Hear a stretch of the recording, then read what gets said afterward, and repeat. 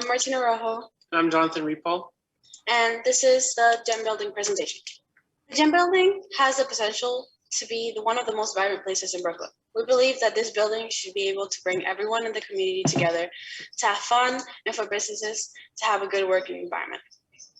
Our project goal, a concept and design for the activation of the building, buildings, retail, and social spaces, as well as communal spaces. You might wonder why we call it gem building.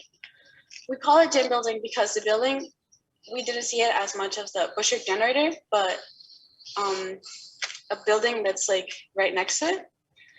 The first thing that came to mind was a gem because of the building design. And after that, it became the gem building. We did put together some data about the people around this area to help us match the different cultures and vibes to decide the stores that should be placed on the ground floor and to make sure that everyone feels comfortable and are welcome. This is our mood board. Here you can see how all these retail spaces give us the same mood, but they all give their own vibe. So we wanted to match the aesthetic of the area, which it was kind of like, we wanted to keep that same like feeling within the Bushwick building. We wanted to capture a vintage look to the other retail stores. We love the urban aesthetic because it also matches with the rest of the neighborhood as like spacious, and the materials which are mostly used are brick. So we wanted to match that and be able for everyone to be comfortable. We provided a list of different workshops that would be interesting to have. So we went on to say photography. We do have a few photo studios that we can take into account when starting this photography workshop. Languages, based on the people around the neighborhood, which could help us for people to improve their languages skills. Cooking. There are many types of food around this neighborhood that we can share with the people around and help them improve to cook at home. We also have a fashion studio where people will learn to dress and accessorize, which we'll be also getting help from the vintage stores around the neighborhood. Investments, we had a few banks such as Chase Banks or Bank of America who we can connect with to make this workshop the best that we can. And last, we have arts and crafts. There's many art supply stores that can help us host this art and crafts program. So people have many different ways to create. This is the ground floor of the building. Here you can see the floor plans will be designed to show the retail and restaurant spaces. Since we have long lobbies, we made benches and public charging stations for people coming into the building. First floor. This is the first floor of the building. This is the first floor of the building. This floor will be used for workshops and retail spaces. We've provided some 3D models of the restaurants that will be continue showing throughout the presentations. So this is the top view of the first restaurants.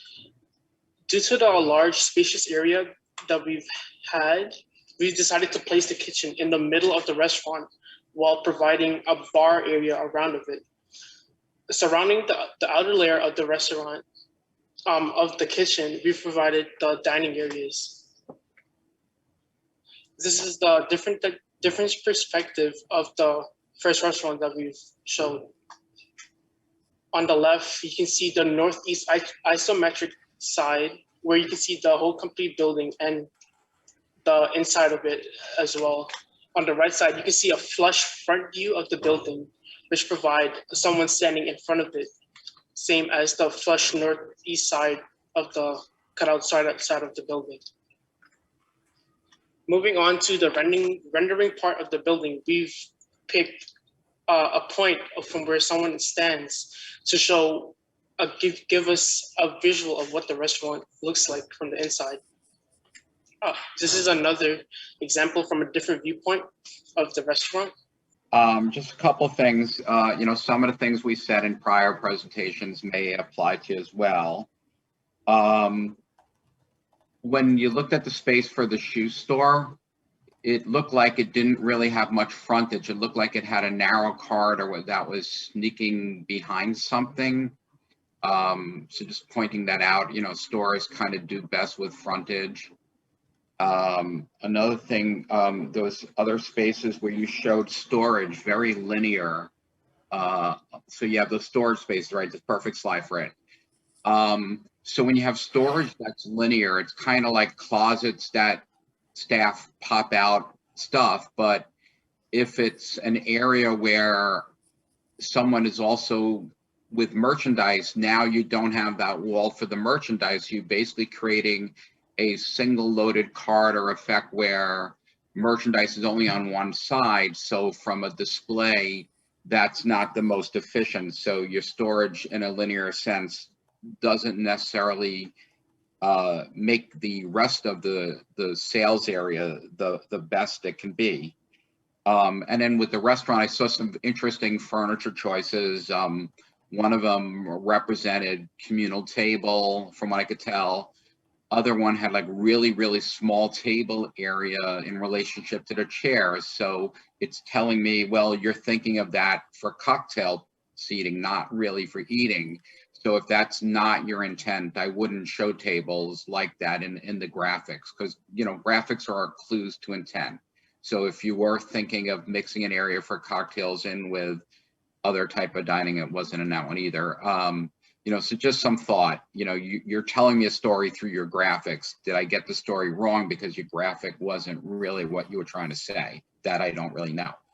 Maybe I can jump in here just to, I guess, add on to that, Richard. Well, regarding the storage, while I do see your point in the merchandise aspect of it, I thought the choice of the linear storage closets on the first floor next to the workshop zones was a really smart one, because that way you have 2 workshop zones, but you presented, I want to say 6, 7, 8 different types of workshops. And I thought that was a smart way of being able to have that same space for all these different types of workshops. So the arts and crafts, when they're not happening, can store their stuff in their designated closet.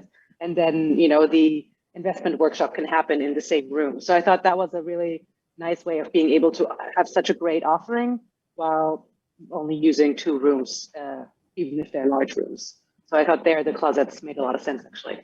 And I like that you thought of that.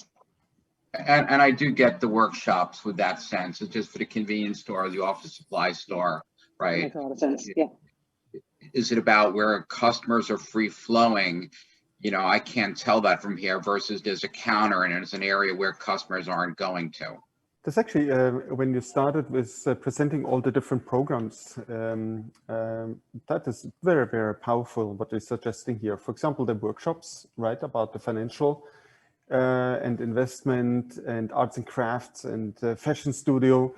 I think the one thing which will be important for you to also think who will operate these.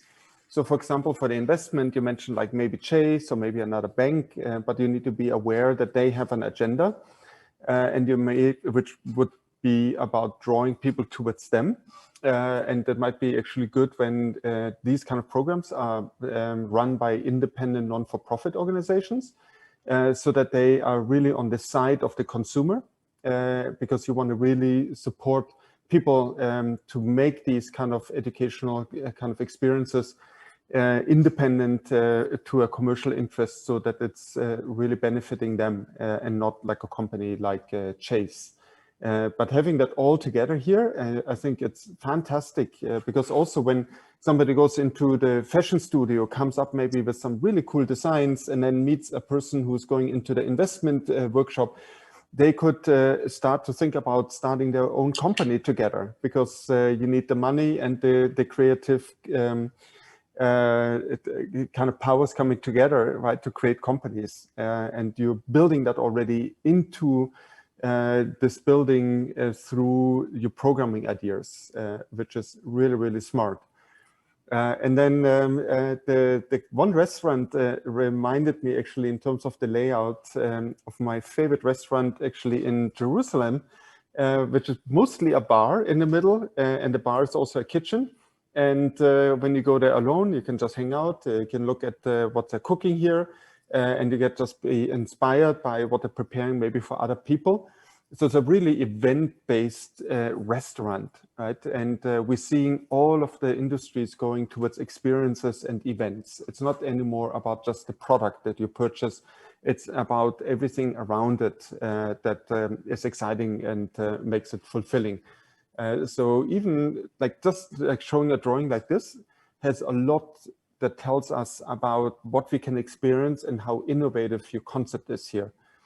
So super, super exciting. I would add also, just echoing Matthias's point, I think it was extremely thoughtful how you pulled together those uses. And, it shows a lot of effort and attention to what the meaning is of creating a space that's collaborative, where there's, and the comments you made on the potential, tenants and organizations that would be involved. I echo his comments. I think extremely well done, the presentation. And I particularly like the way you've curated those uses and how you've laid that out. Actually, if I could add on to or connect with what Toby was just saying, and I don't know if you understand what curate means, but it basically you're designing you are picking the uses that you want to have.